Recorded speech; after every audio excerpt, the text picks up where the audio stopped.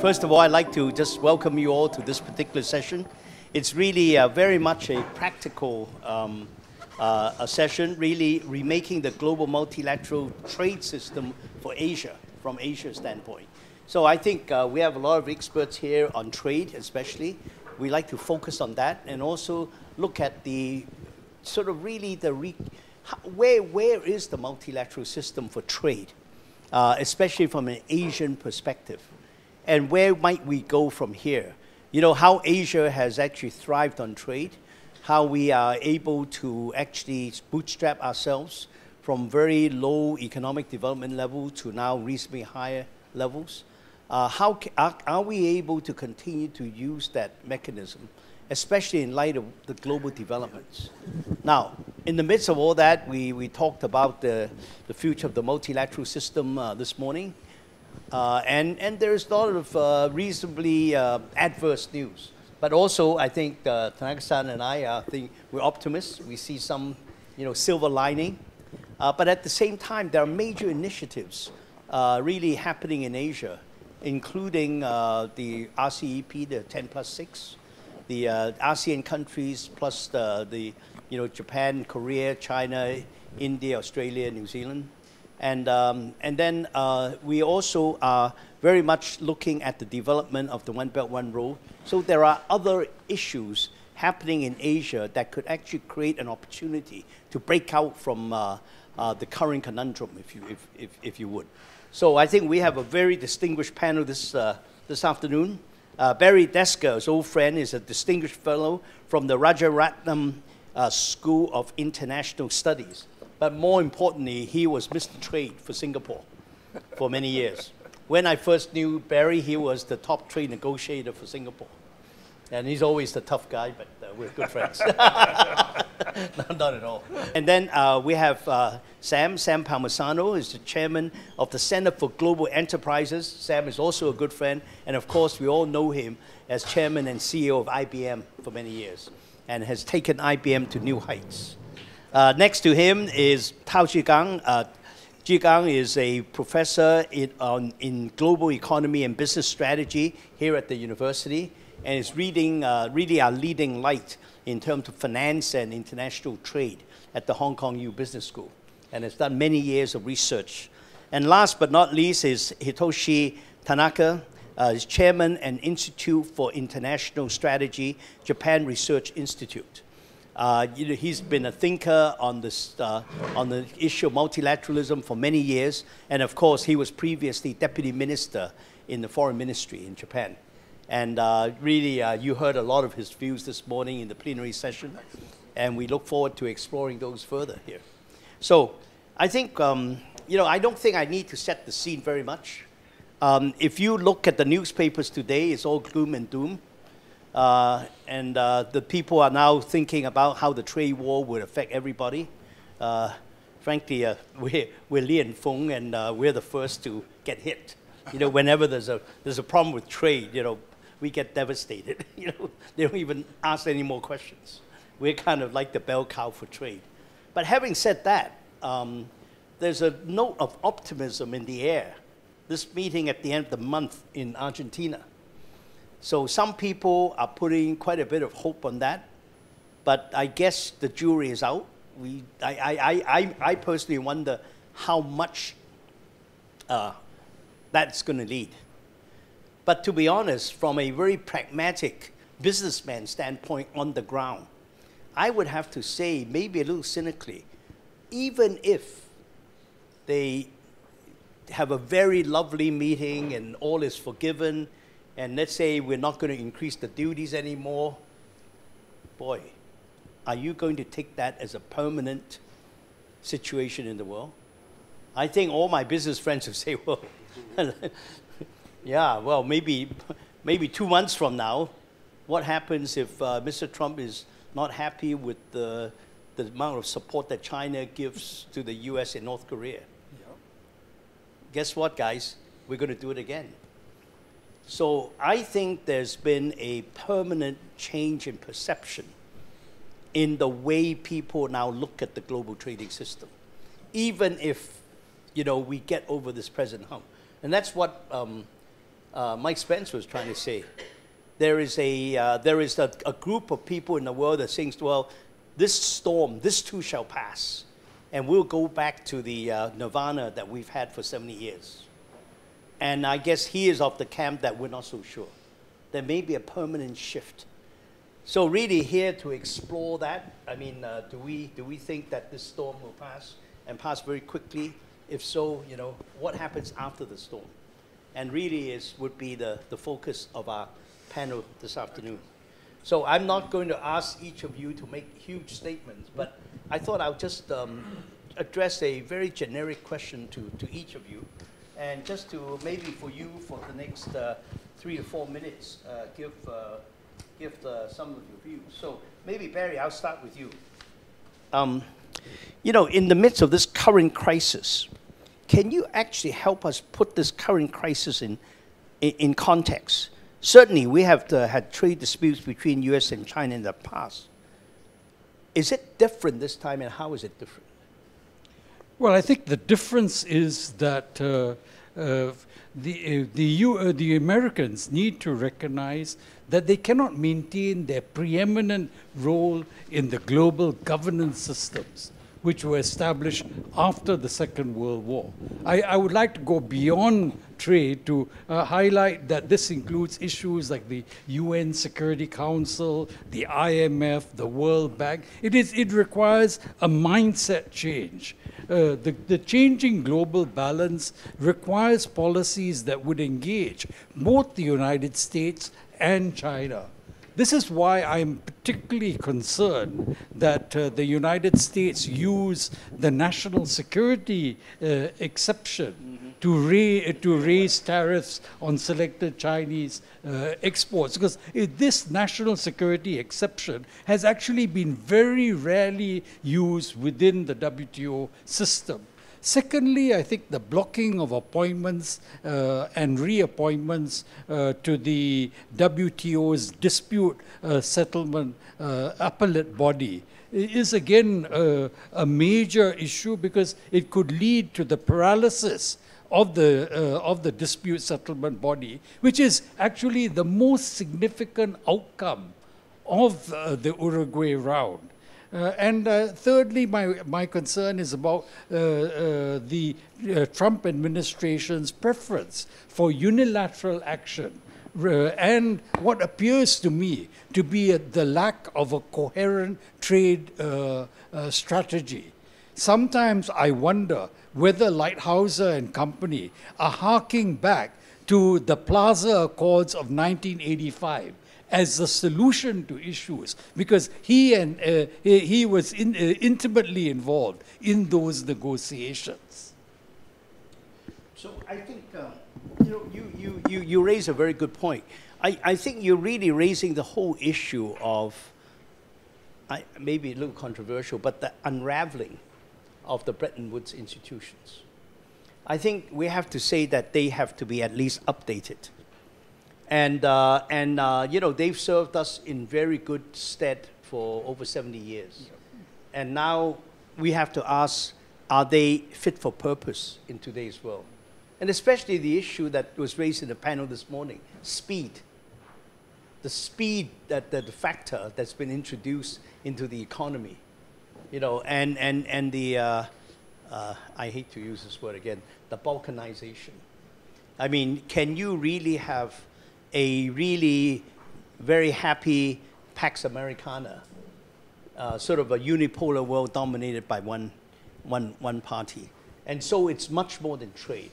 And you think all the other institutions would have to be sort of redefined? I think we have come to the point where we are in a stage of transition. The global institutions which have served us well for the years since 1945 now need to be revamped to meet the challenges of the 21st century. But so Barry, do you think trade is a good place to start? Trade is one place where a start is essential. And here perhaps if I could take up your question and make the point that even the WTO, although it was the most recently established at Marrakesh in 1994. The problem with the WTO is that it is a machinery that was meant for a much smaller membership. Now, we expanded from 60 to 164, and under WTO rules, in all the negotiations with the single undertaking, nothing is agreed until everything is agreed, which means that every member has a veto, even if you are totally insignificant in international trade. So it is such thing as being too democratic. Yes, and perhaps what we need to do is to rethink the structure. And I actually have written in the past that we ought to be looking at ICAO, the IMO as guides, because in these institutions, what they have is seats which are devoted to the largest maritime states, the largest aviation states. Then there are seats for aviation hubs, maritime hubs, and thirdly, seats on the basis of geographical representation. In each of these categories, you self-elect if you want to seek a place in one of these three categories, and anyone can be elected. Of course, it is obvious that if you are a minor player, nobody will elect you for the first two categories. Yeah. Well, I think the people, in fact, in the plenaries this morning have said that the basis of country-level representations may need to be re-examined. Maybe it's got to be other bases to be membership and other communities that would have input, much more at the people and much more at the ground level. Is what yes, really because you can. I think in the WTO we cannot go back to either the green room or the invisibles group.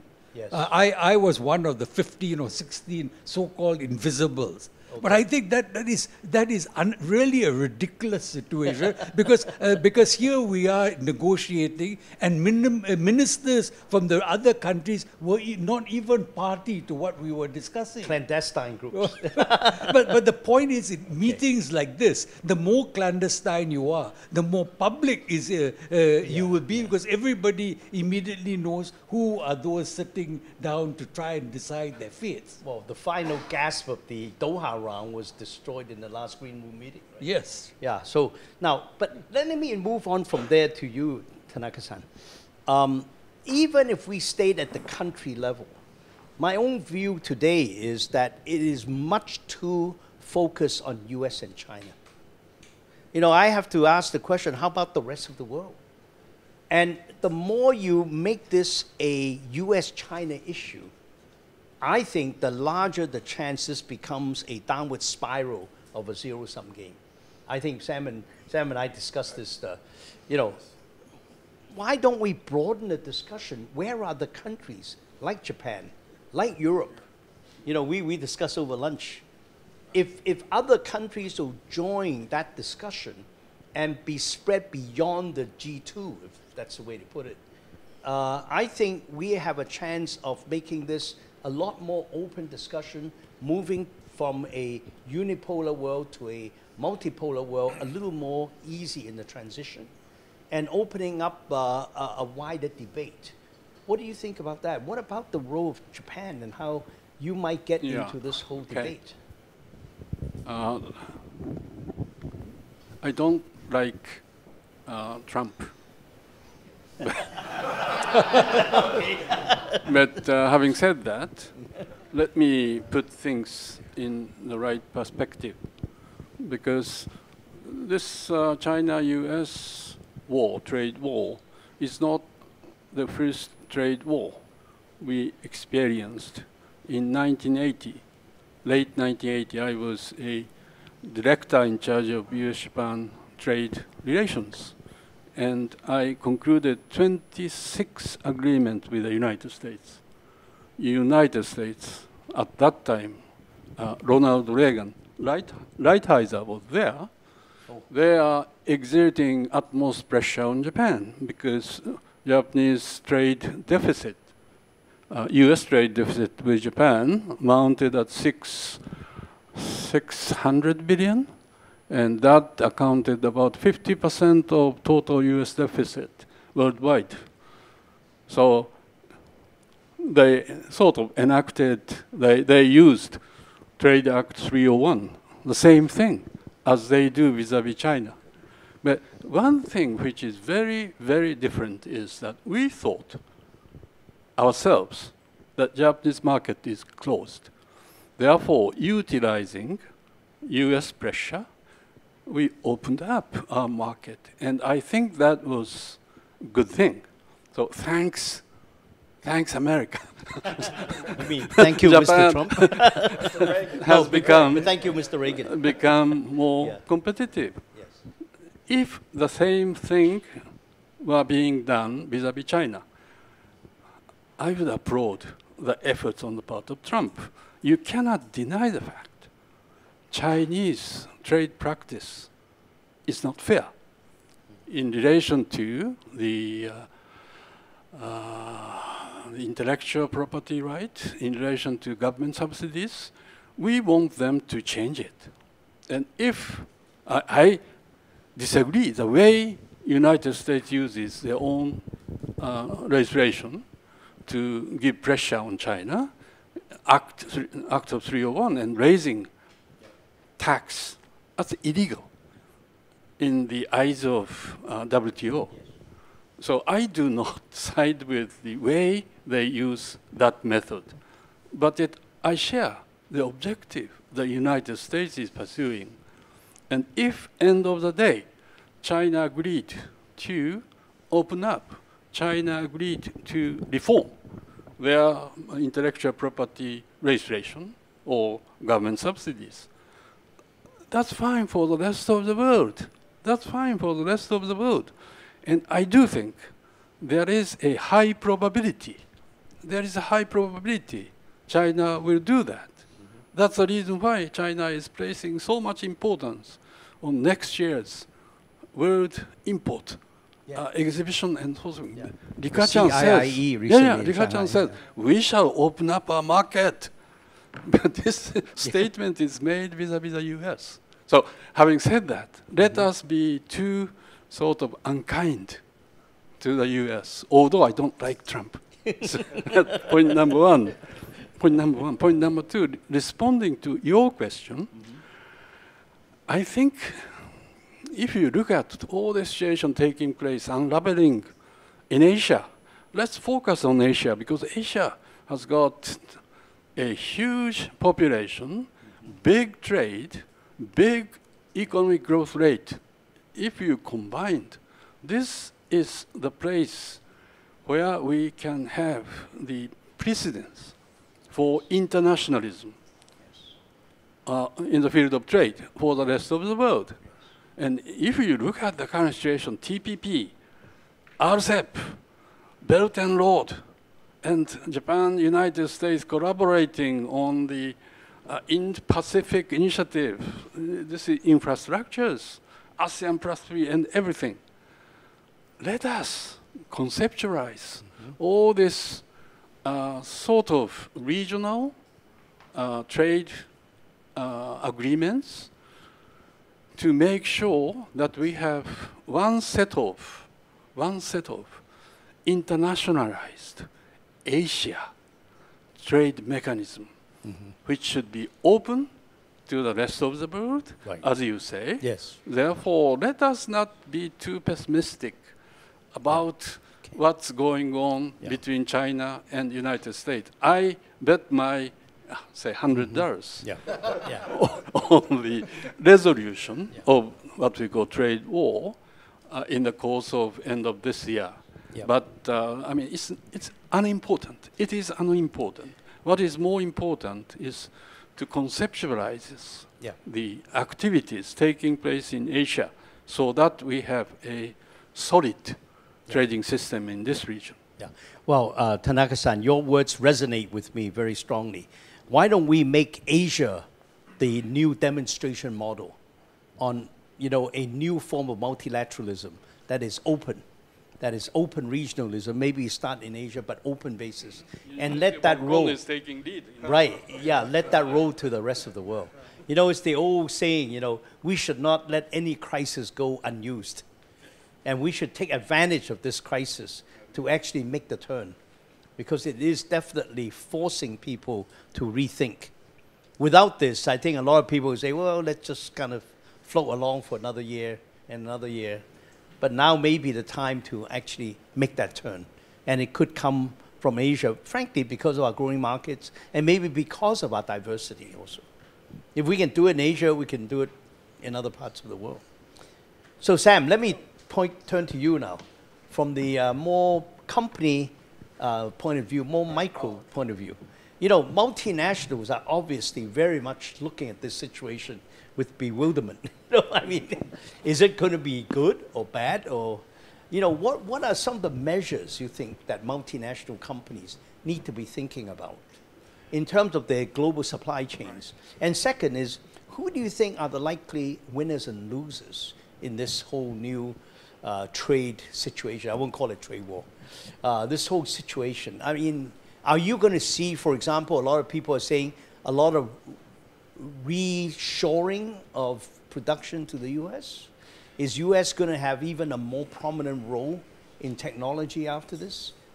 How do you see it, and how it affects the multinational companies? Well, let's start with reshoring. Is wonderful for robots. It's not great for job creation, as you know, right? But if you're a robot, you love reshoring. Victor, I think basically what's happening, as you probably see, I was with a group of COO supply chain leaders this week, and in the discussion, I kept asking them how they're adjusting. I'm not working anymore, and they're all rebalancing their supply chains. I mean, some are in apparel, which is easier to do. It's harder if you're a capital-intensive industry, steel, petrochems, what have you, semiconductors. But if you're in something you can quickly move, they're rebalancing. The ones that I was, people, you support a lot of them, so you know this. They think their exposure to China will be less than 5% by the first quarter of 2019. Oh, they need to be. Well, I mean, that's so before the boom comes exactly. down. Yeah. So this is where, and they're just going to, and now the problem is it's not going to return, which is the other side of this thing. The problem with that is you think about, as we would look at a location of the IBM supply chain, which was rather large when we were in the PC business and all the component businesses. It's smaller now because we've exited those businesses. But at the time, it was rather large. I mean, what we would look for, the first thing we'd look for is stability of government. Yeah. So Trump would fail that test. I mean, I know we're domiciled in the United States, but he would not pass the test of stability of government, right? We look for skill base, cultural fit. I mean, you go through all those parameters that we'd go through, and yeah, we'd look at a cost of manufacturing at some point, but we were locating these facilities for 10 to 15 years. So, I mean, cost was going to normalize over that period of time anyway.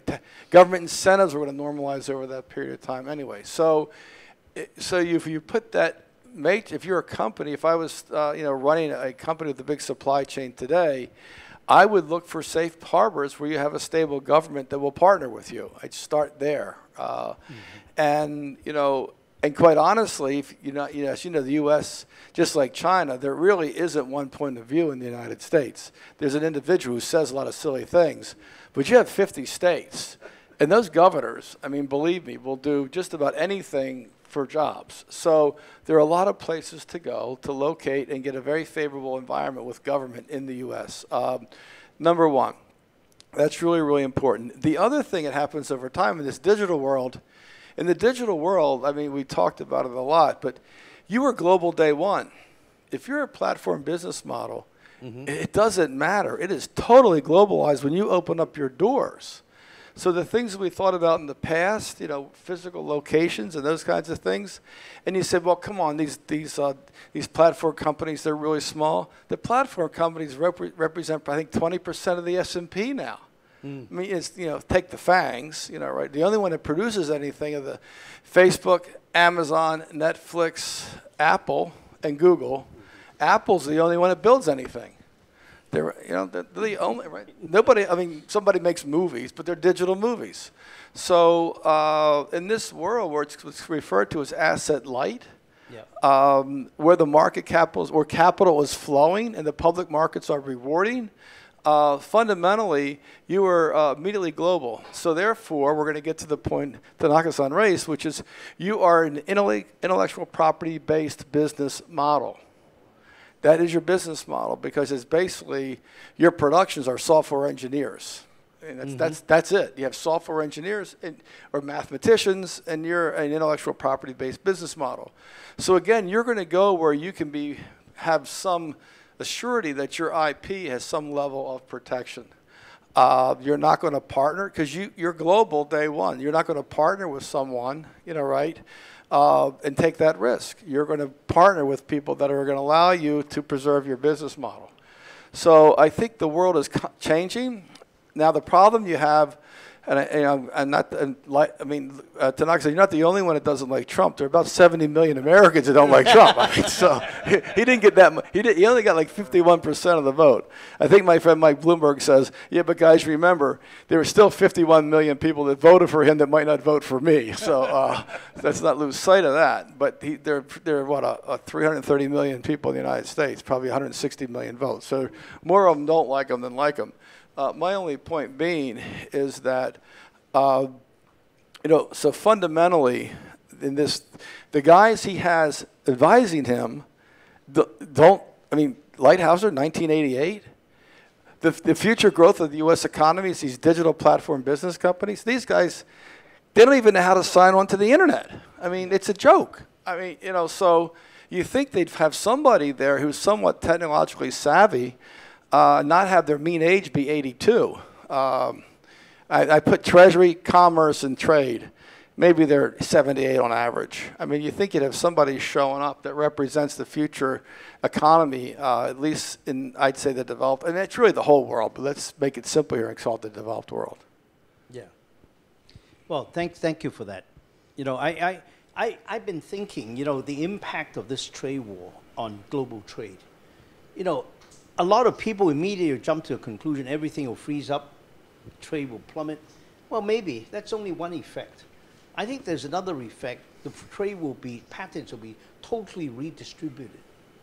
And at the end of the day, in some categories especially, I'm not so sure it actually go down. If anything, see, if you look at the trade that we're very familiar with, that's the consumer products flow between China and the US. That is the single largest flow in the world, actually. Really, the point of the matter is that American consumer is going to continue to buy. Now, you're going to change the final country of origin from China to Bangladesh, to Vietnam, or what have you, but it will be indirect trade. Actually, the upper end of the supply chain may still come from China, and so on. But the final finishing, where it confers the country of origin, may actually end up somewhere else. But ultimately, that consumer is going to buy. So unless you actually restrict that consumer's demand, in fact, if anything, trade volumes, I think, will go up. You know why? Because the prices will go up. We're not seeing it yet, but I think when you redistribute the trade this way, see, the situation is the world was in equilibrium, sort of, right? Now you've interrupted that equilibrium. The value's got to, the price has got to go up. Now you may, because of the higher price, the volumes may go down a bit, but I don't really believe that. Every year, Lee and Fung, we ask, will the American consumer buy the 13th pair of jeans? Every year we ask that question. Every year the answer comes back, yes. He or she has 12 pairs already in the closet. She will buy that 13th pair of jeans. And I think the signs are the American consumers borrowing again to actually consume. So that is the heart of the issue. How do you make these big consumption markets stop consuming? I don't think that's going to happen anytime soon. So it's just redistributing the pattern of trade. And I think you're really saying the multinationals are really adjusting very quickly. And it's a speed issue again. It's how fast you can go, right? And as you know, it's a lot easier if you're in the light goods, let's call it, versus capital-intensive industries. But nonetheless, this thing is going to. I worry, quite honestly, the world resorts itself before anybody wakes up. Right? Nobody thinks about the fact that, well, we're going to take this current world, we're going to transition, we're going to go to a new world. I think the people out there, at least my world of entrepreneurship and all these people I hang around with, they're moving in spite of all these people in government. They do not care. I mean, now that I've retired, I work with these VCs out in Silicon Valley. Trust me, not one of them ever worries about any government in the world when they show up every day. Yeah. Just keep them out of my hair. I mean, but yeah. They're these kids. I mean, as Eric knows, he's got a bunch of them at MIT, Yeah. and we work with them. And work with guys, kids coming out of Stanford and places like that. They don't even comprehend what we're talking about. I mean, they couldn't give a hoot. I mean, really, and they're rocking and rolling. Yeah. They all want to be the next Steve Jobs or Bill Gates or Mark Zuckerberg. Right? They want to change the world and become billionaires along the way. Okay. Well, Zhigang, let's turn to you. Last but not least. When all this is happening, what is the impact on China in the midst of all this? Well, what is happening to the domestic Chinese economy well, let me as just a result of all this? first comment on the points made earlier by our speakers. You see, I just want to give you, it's not really about trade. I mean, just to echo the point made earlier by your brother actually this morning, 60% of China's surplus against the United States is actually captured by multinationals. It could be IBM, right? So, but I'm actually more pessimistic because I think 2019 is a very special year in China. If you look back, it's the 100th anniversaries of the May 4th event. It's the 30th anniversary of the 1989 Tiananmen incidents. It's the 70th anniversary of the founding of the People's Republic of China. So I don't think the Chinese government will give in, no. And then 2020 is the election year in the United States. So you can imagine Trump will come back with more demands. So getting back to Victor, your question. Yeah. So there will be trade war. And the thing that is closest to trade war is the anti-dumping duties. I actually study anti-dumping investigations. The anti-dumping duties is about 98%. It's not 25%, it's not 10%, it's 98%. And there are really three conclusions, Number one, it will actually make Chinese firms stronger. So you might actually wipe out 40% of China's exporters. So 40%, they will just vanish. They will no longer be able to export. But the remaining 60%, they will actually increase their share in exports. They will become stronger over time. So that's the first finding. The second finding is that this protectionism will actually make American firms weaker. Because typically protection helps the weaker firms more. And so the overall productivity of American firms will go down. And so that's the second finding. And the third finding is really consumer price will go up, producers' costs will go up, and you can imagine that there will be inflation possibility. And you will imagine the Federal Reserve will increase the interest rate. And meanwhile, the Chinese will try to lower down the interest rate. Mm-hmm. And that may actually have implications on the currency value. So these are the possible implications of these trade wars. In fact, one of the ironies is that the U.S. tariffs are likely to result in slower Chinese growth, with the result that the deficit will widen as China buys less. And then the decline in Chinese exports because of U.S. tariffs will further weaken China's currency, making Chinese imports even cheaper, and partly countering the impact of increased tariffs. Yes, yes. Although it's not going to do the full 25%. No. I think that 25% will be very disruptive. But Zhigang, as you were thinking, what I was thinking was maybe another effect that's happening to the Chinese economy. Remember the Tang Long Huan Niao? This idea of actually China downloaded its production to other parts of the other parts of the world and upgrading its production. Is this trade war going to actually hasten that process? Definitely. I mean, actually, this is exactly. The downloading you will actually see more industrial policy. I mean, the Chinese government will be doing more of that, even more of that. In fact, the Chinese government have been trying to do that for 10 years, ever since Wang Yang came to Guangdong. So this is actually getting back to the point made earlier by Sam. There are two sort of objectives if you want to go to China. China as a market versus China as a low-cost production base. Since 2008, I think the emphasis is more about China as a market. If you think China as a market, you won't stay away from China. So the idea of decoupling will not work. Yeah, you have to be in China. Yeah. And I completely agree, but then here's what you do. I mean, I shouldn't tell you how you do it, but I mean, there's a way to do it and not worry about intellectual property. I did it for years. As you know, what we did for years is we put stuff in China that we expected them to steal. So we get great credit for moving facilities into China, knowing full well that they were going to steal it, and we were going to open source it, give the software away. It's called open source software. Anyway, so we were going to open source it anyway. So we just put it there. The government was extremely happy. We moved this big, opened this laboratory, and everybody's, I mean, cutting ribbons and all stuff, and you know, and we actually wrote a case about this. So you know it's true, right? And so, and they'd steal it, and they're happy that they stole it, and we didn't much care. So there's a way to play that game. You know, there's certainly a way to play that game. And so I agree, the market's just too large.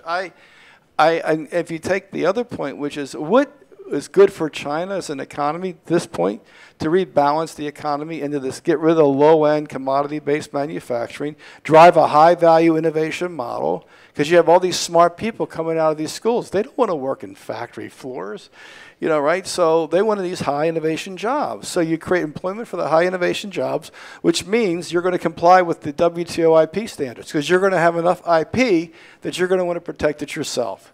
So this is good for China. I mean, as crazy as, if Trump knew this helped China, he probably would fold. This help, I mean, seriously. He's going to go crazy. He just wants to. You say this is good for China. This is good for China. If China, I agree with you. If China accelerates the migration to an innovation-based economy with a highly skilled workforce that creates these future digital business models, i.e. more Alibabas, Tencents, Ants, et cetera, you know, continues to do that, this is good for China and bad for the U.S. And thankfully, Trump does golf courses and doesn't know anything about this stuff. So you're blessed. I mean, if you're Chinese, it's a blessing. Get somebody in there smart, and then you'd worry. I mean, quite honestly. So we have to say thank you, Mr. Trump. I mean, you'd worry that somebody else that replaces him in 2 years that's smart, and then you'd have to worry about some of these things. Wow. Does it mean that I'm losing my $100? I think I have a different view. This, if you look at the U.S. economy and in comparative terms, Chinese economy, I think damage will be done more on the Chinese economy because the Chinese economy is still not too matured. And again, if you look at the United States, I talked about late 1980s. At that time, when I was dealing with all this trade deficit issue with the U.S., unemployment rate of the United States is 10%. Yes. It was 10%, you know. And one Chinese was killed in Detroit. He was mistaken as a Japanese. Yeah, right. So very, very strong heat there. Yeah, right. Right? Yeah. Now, U.S. unemployment rate is 5%. I think United States can sustain the and I don't think Chinese economy cannot. The depreciation of their currency and unavailability of loans to the small companies, the trade war effect is definitively on their economy. There are definitely other impacts. I'm still convinced that I am getting $100. China would have to make compromise to the U.S. Yeah. But there are two kinds of Chinese economies. You know, China is a low-cost production base. I think we will be losing a bit over there. So foreign multinationals will move away from China, having China, maybe China plus. But the other thing is China is a market, so you have to be there to serve the market. Yeah. So yeah, it will be negatively impacted. I mean, that's for sure. It's just, you know, these actually give us the opportunity to move up. The other strategy is moving out, the Belt and Road Initiative, right? See, Zhigang, that's exactly the point I want to get to, and to the panel. You know, we're talking about only one part of the Chinese economy, which is the production, especially the lower-end manufacturing. In that sense, I totally agree with you. I see that also, Sam. It's going to complete the process of downloading, of decanting, and we use the word, of production, low-end, to other countries. And frankly, it may benefit other countries who are really now trying to come up from the sort of lower end of the economic ladder. But there's another part, which is the consumption side. Now, another big trend that we're seeing now is really China developing its very large domestic consumption model. And I think if you look at a lot of what has happened to the US and the US strength, both hard and soft power in the world in the last 50, 70 years, my own view is a lot of it has to do with the fact that the US has been and today continues to be the largest single homogeneous consumption in the market in the world that the whole world wants to sell to.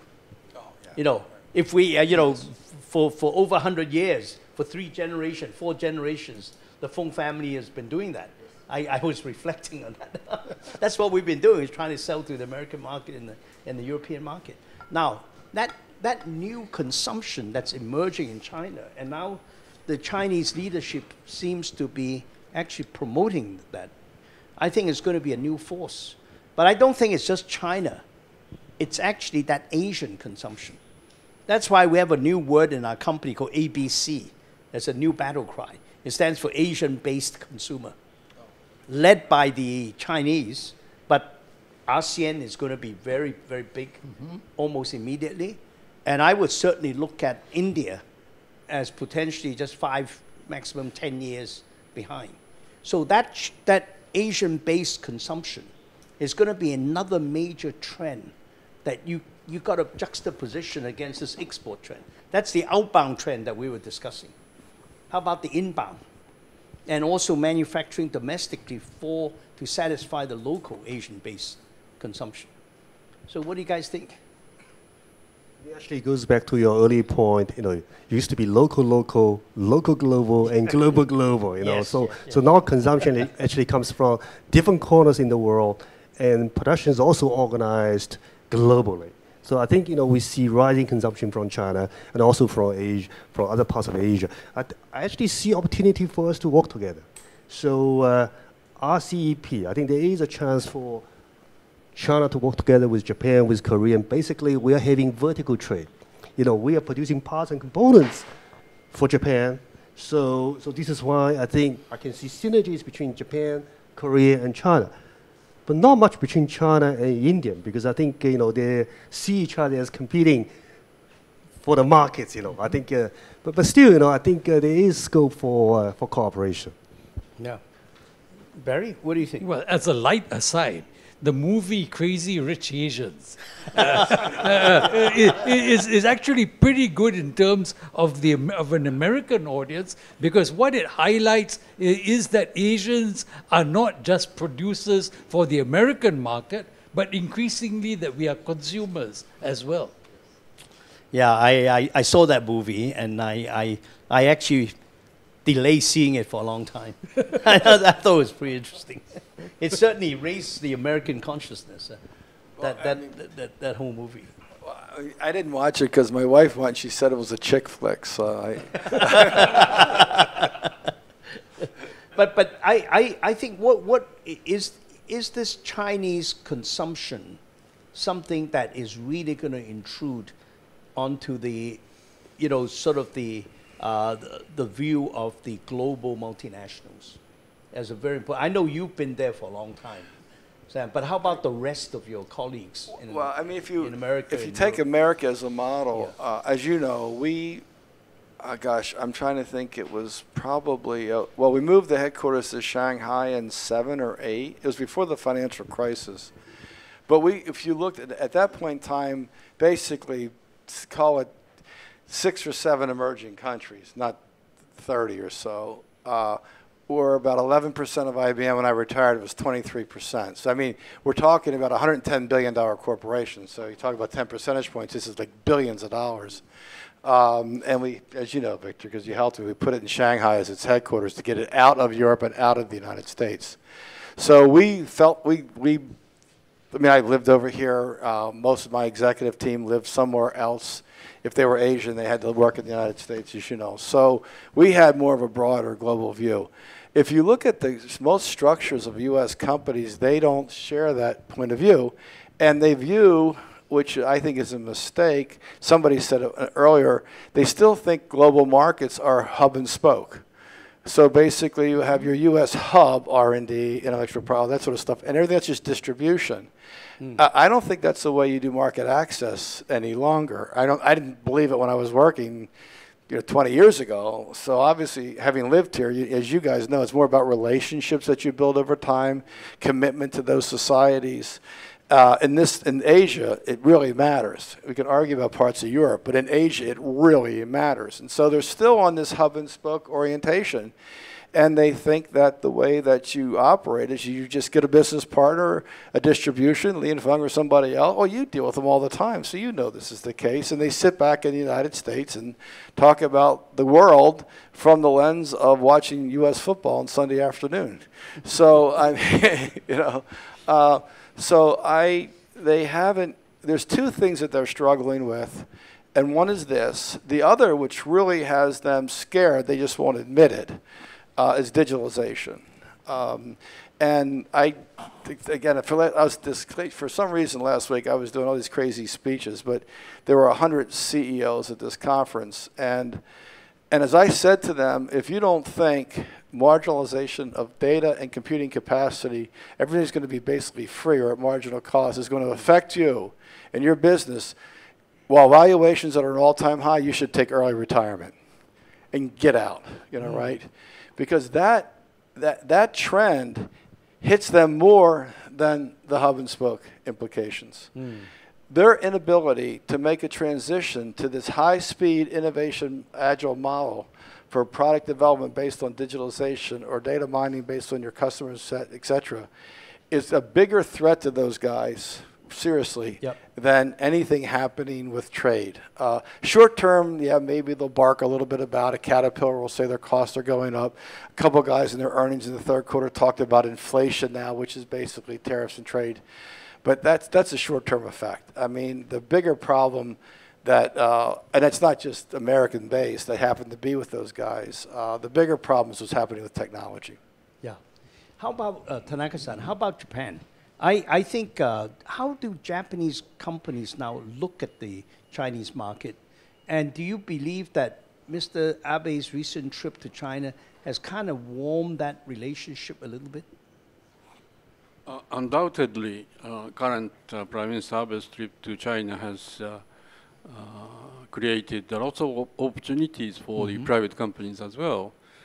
Japan and China agreed upon 52 projects to be collaborated outside China. Chinese, as I said, Chinese may say that this is Belt and Road. We don't say it, but yet the improvement of infrastructure would be good for everyone. The infrastructural improvement in Southeast Asia would help all the countries concerned. So again, there is a lot of opportunities for Japan and China once two countries decided to move along. But I still think that there is a deep suspicion on the part of Japan and on the part of China as well, that for Japan, the Chinese market is being ruled by the communists. If you read what communist states, it talks about much more stronger intervention of the Communist Party into the private industries. And I mean, it's amazing to see a speed of the smartphone settlement, incredible cashless community and all sort of thing. But there is a little bit of concerns because China doesn't have any law which protect the privacy. In America, in Japan, a very strong legal system in which all those data should not be used for other purposes. Mm-hmm. So there is a concern. Yes, market, big market, but yet what is going to be the future of that market? The very strong restriction we were placed by the government, the Communist Party, and what? And again, it's very much depend upon the total growth rate, not necessarily consumption. And that growth rate, now it talks about 6.5%. If it has gone down to, say, 5%, still it's a big economic growth rate. Yes. But there's going to be a huge impact on the rest of the world. What the central authority in China would do in relation to that. I mean, there are lots of unknowns. Yep. Big market, but less transparent, more uncertainties. Use more partners from Hong Kong. That's right. But Hong Kong is being I couldn't resist that. more affected by Chinese. Okay, but let me, before I open up to the audience, I'd like to just ask all of you on the panel, maybe you can all respond. We've been talking about, moving towards a, maybe a new, more realistic form of multilateralism. And how might that be implemented in Asia is the question. And now we've had a lot of examples. The Belt and Road, of course, is one way of thinking about it. The RCEP, the 10+6 is another way. The TPP-11, the new TPP is another way. What do you think are the future? After obviously is the O-line sort of regional grouping. What are the opportunities in terms of making those things truly open regionalism, in your words, Tanaka-san, and truly become the beginnings of a new multilateral approach? So maybe we'll start with you, Barry. Well, what do you think? Well, I think that's a fantastic idea. But perhaps if I could, at the same time, add a dose of reality, which is, we have the precedent in the US, Canada, Mexico agreement, where the members are not allowed to participate in trade agreements with non-market economies. What happens if the US decides to extend this principle to... You mean a la Iran? Yes, to say it's negotiations with Japan or to the Philippines. I mean, it could effectively actually undermine regional integration. And there is also a risk for the current RCEP RCEP negotiations, which is why I'm actually very concerned that they did not conclude the negotiations in Singapore earlier this week, because the timing to do it was actually now. Yes. Unfortunately, our Indian friends blocked an agreement. We have to take that offline. Yes. But actually, I'm quite prepared to discuss this. All right, okay. Yeah, right. Yeah. Sam, what do you think? I mean, I'd have to defer to my Asian colleagues. I just think that, I mean, if you think about the economic bloc that would be created, I mean, as a result of this, it's significantly bigger than the EU, and that would open up a whole set of economic. If you go back to the EU as a model, when it was first formed, not as it is today, when it was first formed. The EC ideas. Yeah, exactly. It drove short-term, I mean, for several years, the GDP then was reasonable in Europe. I mean, it hasn't been more than 1 or 2% my entire career as CEO, but before that, you could look to a 3 or 4% kind of an economy. You probably know the exact numbers, but you could get pretty reasonable growth when that bloc was formed. It became a very large trading bloc and therefore created a lot of economic opportunity. This is even bigger. To your point, Victor. So I think from that perspective, it gives you the economic leverage. It also gives you leverage. I mean, we talk about the fact that the U.S. is exiting. I mean, I think of the U.S. as a ghost ship. It's a ghost ship with nobody on it anymore, that it had this role for 40 years, and all of a sudden, the captain fell overboard or something like that. It's adrift, you know, it's now adrift. But if this was actually formed, and I think it would limit the impact of the United States, and then they'd have no choice but to come to the table. I think there'd be so much business pressure in the U.S. that it'd force them to come to the table with a more rational solution than you see today, in spite of whomever. It doesn't matter who's in the government, right? Because one thing about the U.S. is different perhaps than some of the Asian countries. The business community has a lot of influence over policy, not just lobbying. And if the business community decides that they need to come together and take this issue on, they can really shift the direction of the government.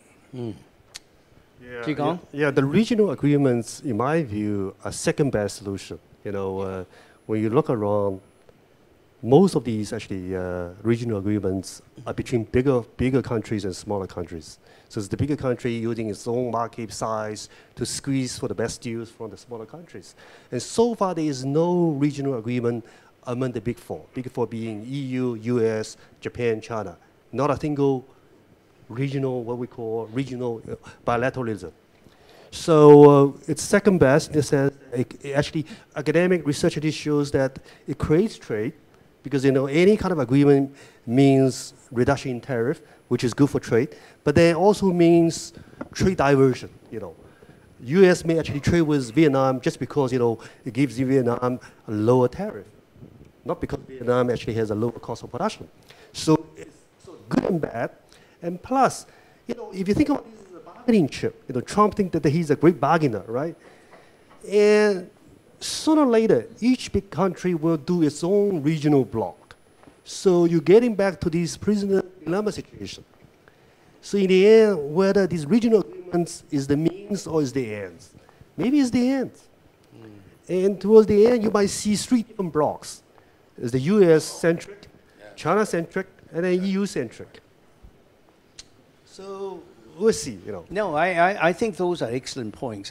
For years and years, I've argued that you know, nothing could be fairer and protect the smallest economies than a truly multilateral system, which is global. Yeah. But after all these years, I'm beginning to get a little bit older and a little bit more realistic. And I have to accept the fact that the world is kind of balkanized. So I would at least argue for an open regionalism, where there's, you know, again, what we were talking about. Right. If you don't have one set of global standards, at least you have harmonization of standards. Exactly. Right. So that would be the second best at least. But I used to go around the world being the only guy that basically said the true multilateralism. But that may seem a bridge a little too far at this stage. So what is the practical realities of where we are in the midst of this turbulent world, and keeping in mind the speed issue?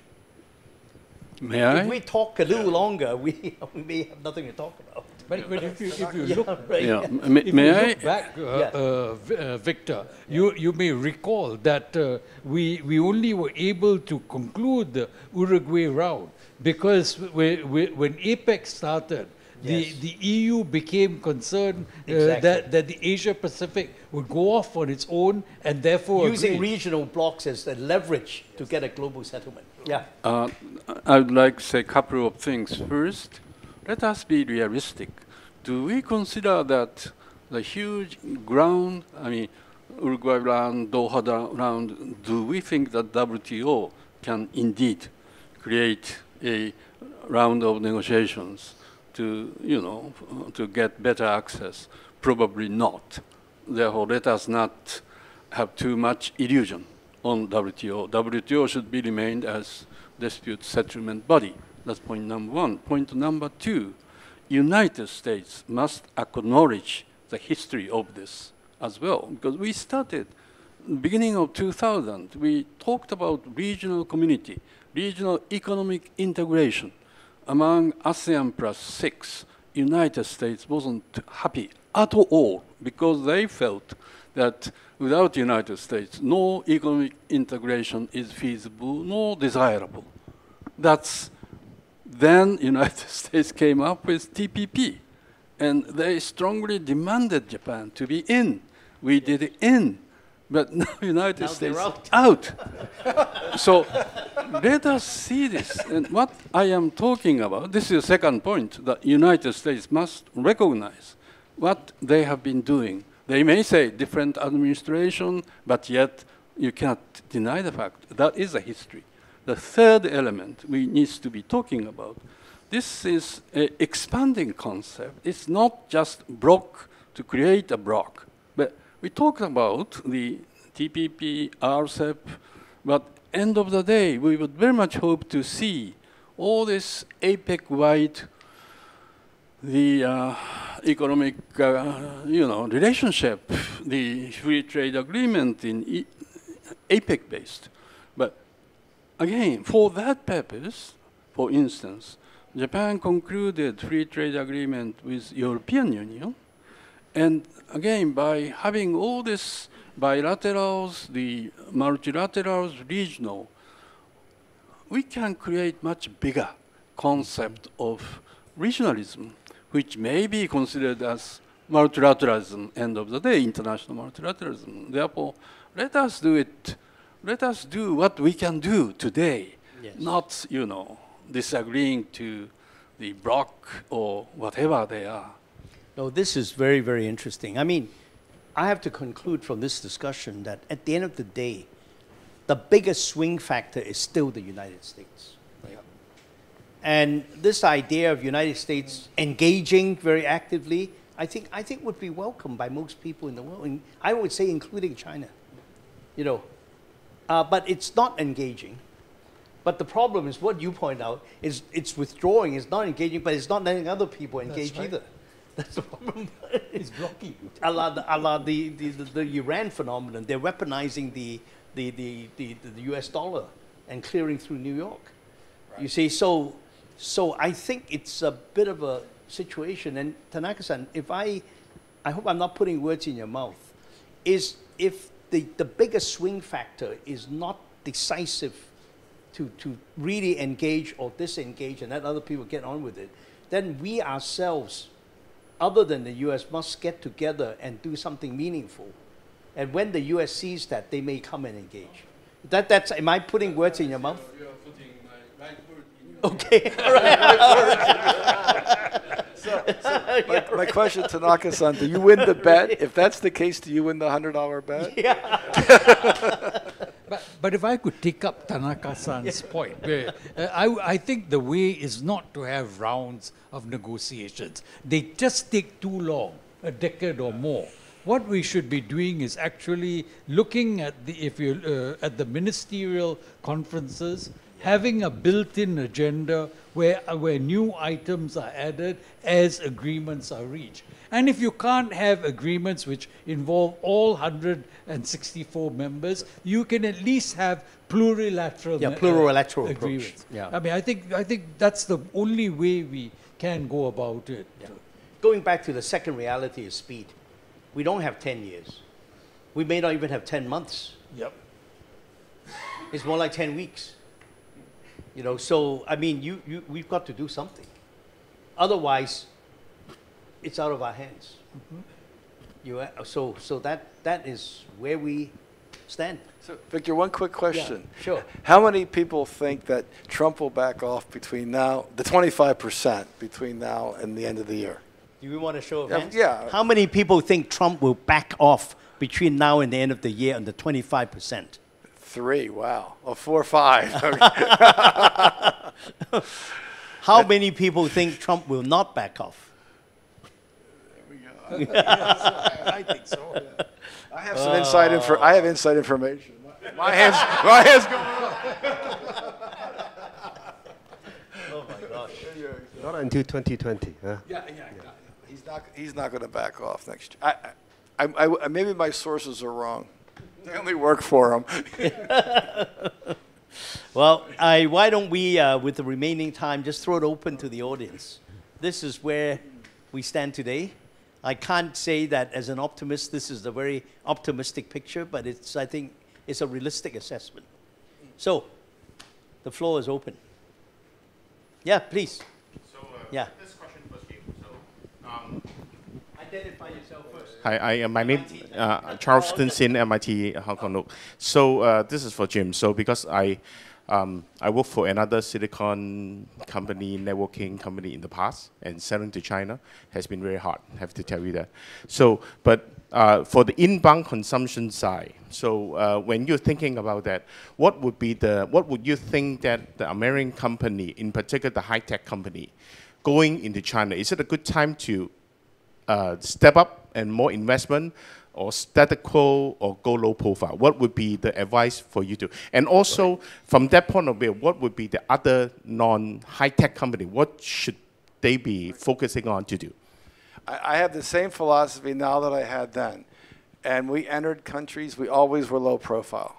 And I used to say to the people that worked for me and the people in government that would try to get us, we never wanted to be between the fight of two huge gorillas, U.S. and China. So it was never to our advantage to put ourselves in the middle of a fight, or let's say, you know, Germany and Japan. We didn't want to be in the middle of these fights. And so we would always go in low-key, low profile. However, we always went in with locals, as you might know, not foreigners, and we worked on building relationships on things that those local governments cared about. As you know, they're different between Beijing, Shanghai, et cetera, et cetera. So we wouldn't, the national government's one thing, obviously, but we would go low profile, build local relationships, wherever it happened to be in the world, India, Brazil, it doesn't much matter, build local rainforest example, education, whatever, build local relationships and build up a lot of brand equity that they could trust us. And we wanted to be trusted. Now, what a lot of people try to do, people want the fast hit. This is not a fast hit place. Asia is not a fast hit. Silicon Valley, as we all know, I mean, I spent a lot of time out there. I always have my whole life. They like fast hits. You know, this is, I mean, most of these guys are pre-IPO. They don't have a lot of time, you know, right? So they got to scale like crazy, get the pop and go on. So their models are 5 to 7 years. The traditional companies, I think, for whatever sets of reasons, they still believe in hub and spoke. I mean, as Victor, I wrote an article in 2006 for Foreign Affairs that said hub and spoke was over. It's now going to be globally integrated. So I'm on the record that say hub and spoke is over.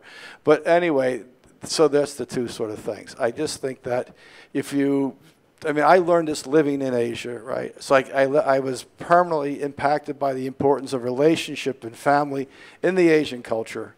So if you're running a company, you have to be connected to the culture, you know, of those countries. And you can't take your foreign point of view and say, oh, they'll accept it because we're really smart and we're from the United States and we're here to help, you know.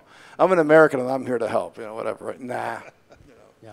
Well, I think those are very wise words. From how many years of running IBM Japan? Well, yeah, exactly. I learned the hard way. Yeah. But I think it's a very good lesson for all of us. I mean, you know, don't get involved when two governments are fighting. Don't give Mr. Trump or Mr. Xi too many suggestions on how to resolve the U.S.-China conflict. Okay, back there. Thank you. Yeah. Thank you. Yeah. Thank you for a very rich panel, and to the other panelists. I'm Carl Worker, the New Zealand Consul General in Hong Kong. I just thought, against the background of this excellent discussion, I'd stand up and put in a plug for APEC. Because, you know, APEC, it was founded in the early 90s, and Australia actually had a lot to do with that. It did a lot of the early thinking. When it kicked off, it was probably seen as significantly as a vehicle for a sort of US model, if you like, a sort of the Washington consensus, if you like. But I think it's evolved a lot. And the critical thing about APEC is that it's not a negotiating body. It's, you know, it doesn't negotiate free trade agreements. It's really about getting people together and really benchmarking and encouraging people to follow the best practice, to do it in a voluntary kind of a way, a coordinated voluntary kind of way. And it's about facilitation. And in terms of the theme of trying to harmonize, trying to kind of spread good practice, trying to sort of get wins where we can get them, I'd argue that's really been the sort of theme of APEC all the way through. Not being over-ambitious. And of course the risk of not being over-ambitious and not having big headline outcomes is that you can get a bit overlooked, and probably in recent years there's been a bit of that. But you know, it's been noticeable that China's got a lot more enthusiastic about APEC, and also if we think about APEC, it's very much centered on this side of the Asia Pacific, but of course it's got the US, it's got Canada, and it's also got Chile, and it's got Peru. Well, APEC's about to meet, I think, a couple of days' time in Port Moresby, in my part of the world, in our part of the world, the South Pacific. I think that's probably all I really wanted to say, that, you know, at a time like this where we're looking at modalities for making progress, ones that are inclusive, that aren't about anyone trying to sort of push stuff down the throats of people, but to try and sort of move forward, I think we could probably give it a bit more emphasis. Last but not least, Hong Kong is a member of APEC. And remember that it's a membership of economies too, so you've got Taiwan in there as well. Pro-APEC. Thank you. Thank you, Kyle. Well said. You know, I think we should never forget that the role that APEC has played. You know, the Bogor Declaration, you know, and that really led to, you know, the completion of the Uruguay round. Right. And that was, frankly, was the last major achievement of the WTO. And I think the APEC has stood the test of time. It actually has survived, not only survived, but continued to thrive. And maybe we need some institutions in today's turbulent environment that could stand the test of time. So thank you for those words. In fact, I'd say that because APEC has focused on trade facilitation, it has given itself the opportunity to have wins.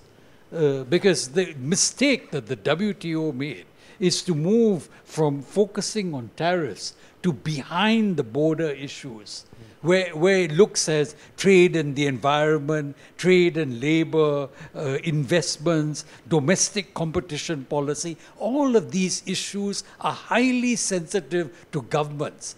Individual governments would not leave their fate to some anonymous body outside the country. Yeah. What Barry's really referred to, I totally agree, is a very pragmatic thing.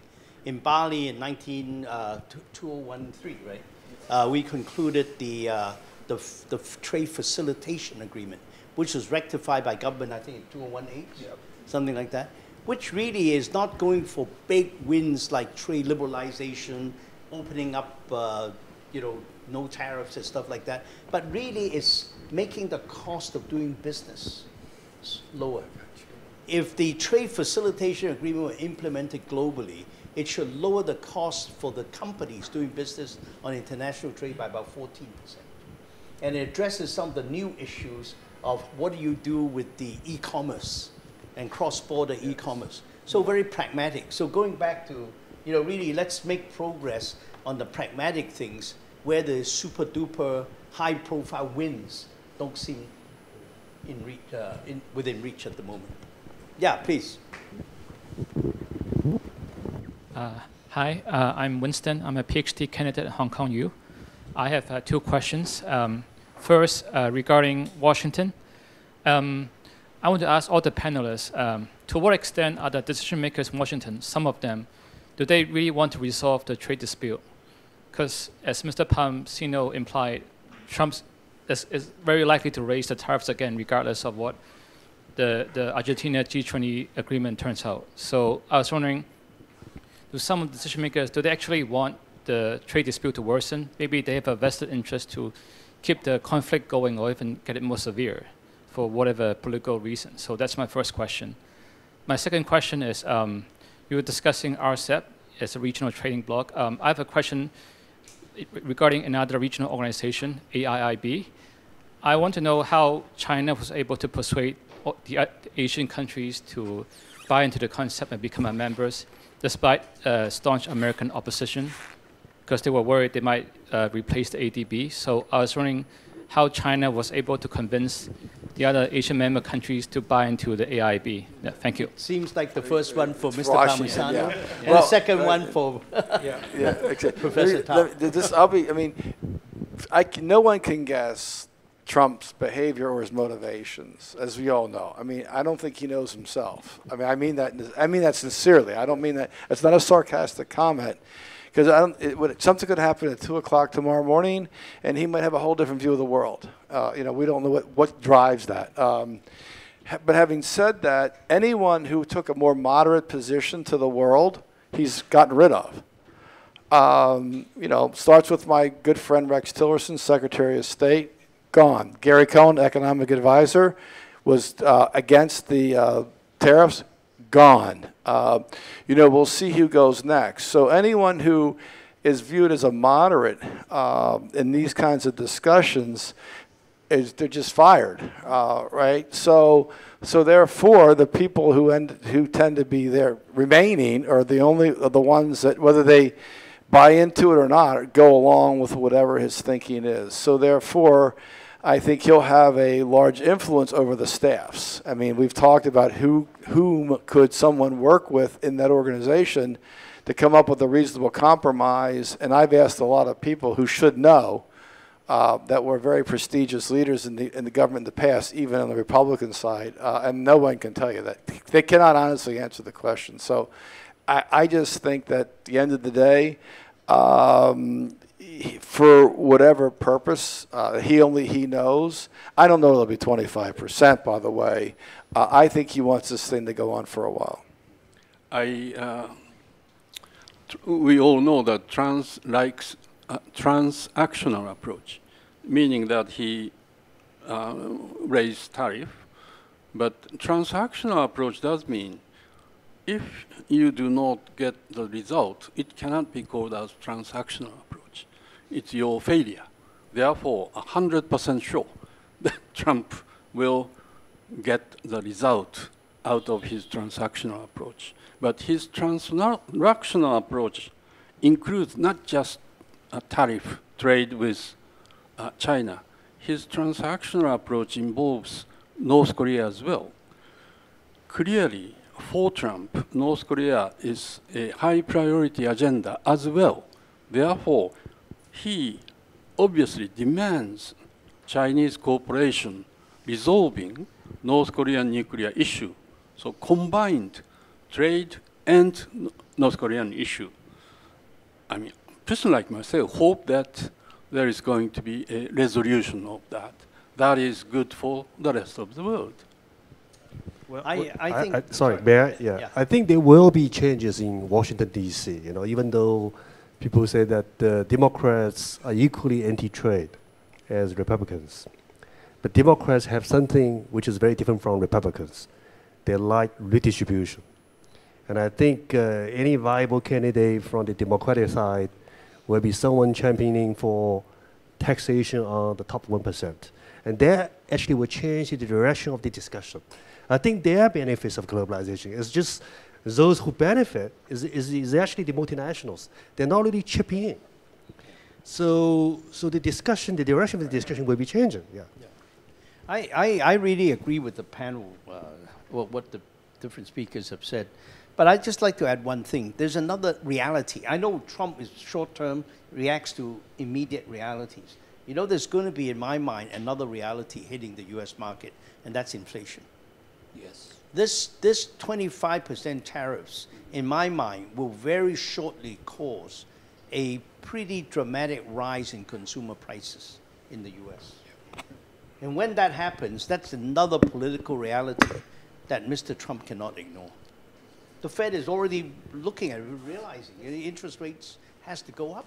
Now he's starting attacking the Fed. I mean, the guy he hired, I mean, a friend of mine, a very close personal friend came in second. His name's Kevin Warsh. Was the youngest governor in the history of the Federal Reserve during the crisis for Bernanke. And the reason why they hired Jay versus Kevin is because Jay said he wasn't going to raise rate, and Kevin said he had to clean up the balance sheet, the $4 trillion balance sheet. And now, anyway, and then, so yeah. But there may be very little choice when you see. But to your point on tariffs is that not that you guys would follow third quarter earnings announcements in the United States, but I'm just saying quickly, companies have already taken down their 2019 outlooks, profit outlooks, because of inflation.